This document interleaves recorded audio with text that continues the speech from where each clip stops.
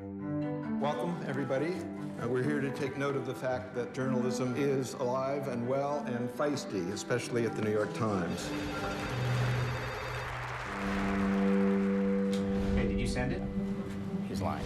There's two A1 meetings. 10:30 where we discuss the stories of the day, what we're going to offer. It's kind of a competition. You go in there and we fight to get on A1. We are the New York Times, and we are dictating terms. At the tender age of 31, I still had a year left of being the violent, drug-snorting thug before I found my way to this guy, the one with a family and a job at the New York Times. All right, well, here's the lead. The Times was really where I wanted to work from when I was very young. I always had this idea of the place where great things happen and were done. Oh, good, my sources are starting to come out.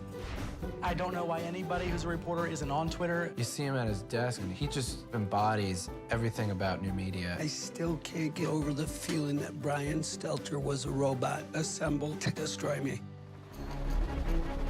The old newspaper model is dying. It's this kind of collision of two worlds, and this new world that just kind of wants to crack it all open. So this is about WikiLeaks, which is a website. They didn't have to drop this off on the front step of NBC News or the New York Times. They just dropped it off on YouTube and waited for everybody else to find it. The bottom line is, WikiLeaks doesn't need us. In the immediate moment, we're in the middle of cutting 100 people out of a staff. How scared are you right now?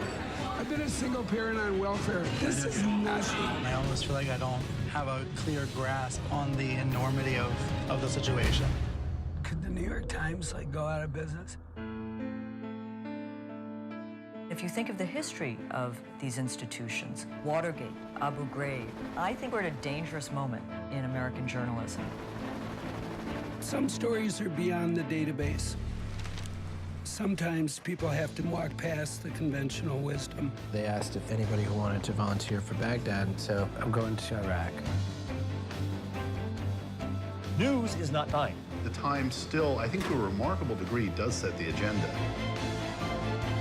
The New York Times has dozens of bureaus all over the world, and we're going to toss that out and kick back and see what Facebook turns up. I don't think so.